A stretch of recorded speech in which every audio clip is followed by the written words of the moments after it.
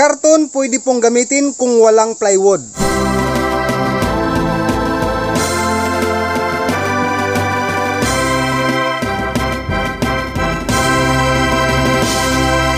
Hindi naman po sa tinitipid ko sila sa pagkain, hindi naman ganon.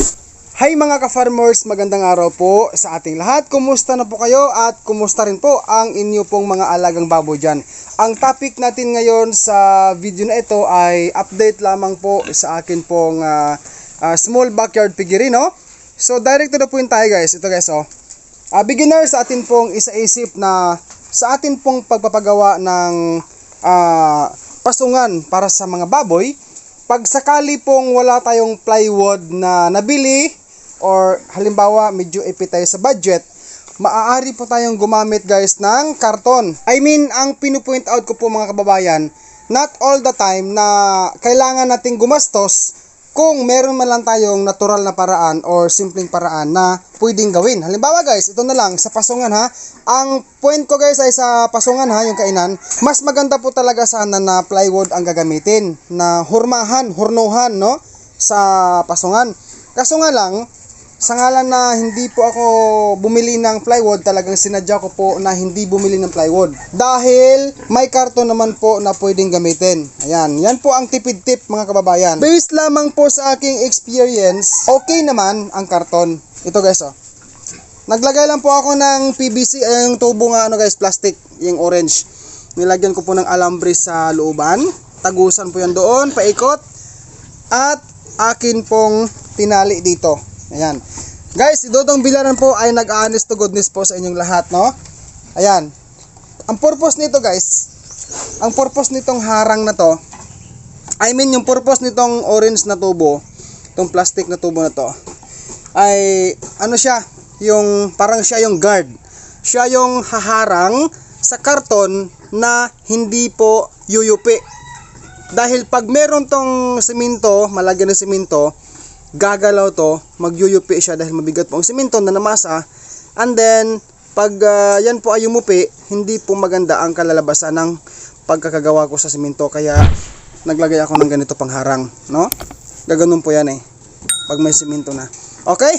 So ito guys, tipid tip at simpleng idea, pero sana po helpful po ito para sa atin. King's Vita Plus Animal Feed Supplement.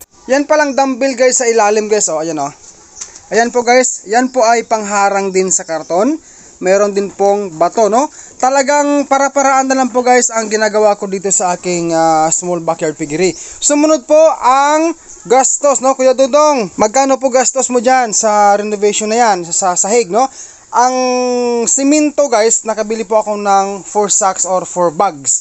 Tapos, ang kada sako po, ang price po ay 245 pesos. So, times 4 is equal to 980. Tapos nakabili ako ng kabilya. Yung kabilya pala guys na ano lang, 9mm na size, 3 piraso. Itong ano guys, simento, itong sahig, nilagyan ko po ito ng kabilya para tumibay po ganyan. Pero guys, i-honest ko lang po, itong ginagawa kong renovation ay hindi po ito pang professional na gawain ha. Talagang ano lang guys, para-paraan na sa Dodong. Tapos po guys, ang tungkol po sa buhangin, ay nagkaroon ako ng labor kasi nagpatulong nga po ako sa paghakot ng buhangin. Nagbayad ako ng 500 pesos.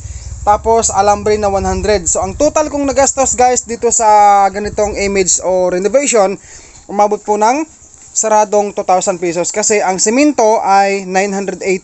Ang kabilya, 420 na 9mm ang size. Tapos hakot or labor sa buhangin, 500 plus 100 na alambre ay 2,000 pesos po ang total. Yung size pala nito guys sa pasungan, mag-update na lang po ako dahil hindi pa naman siya na simento. Ibibigay ko na lang po ang sukat nito pag na-finalize na po.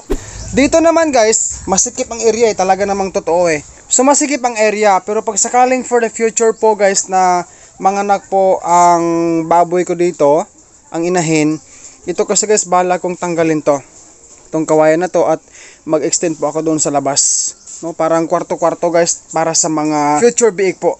So dito guys ay unti-unti lang po akong nagkakaroon ng changes po sa akin pong small backyard piggery.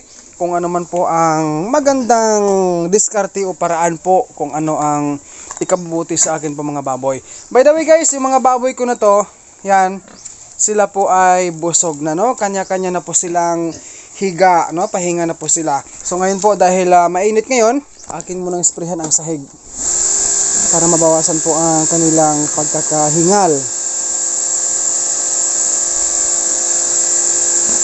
Alam nyo ba guys, sa totoo lang po, gusto ko lang pong sabihin din na sa bawat sa bawat araw na grabe ang init, hindi po natin ihinto or hindi po natin baliwalain na hayaan lang yung ating mga baboy na hinihingal sa init ha, kasi o dahil hindi po maganda ang kanila pong mahihinatnan pag sila po ay nalabisan o nasobrahan sa init. Kawawa din po ang mga baboy guys, parang tao din. No, naisip ni Dodong, ang tao nga po nahi-heat stroke eh. No, marami po ang nawalan ng buhay dahil sa heat stroke. Kaya ang atin po mga baboy ay ituloy lang po natin ang atin pong nakasanayang management kahit na tayo ay backyard piggery lamang.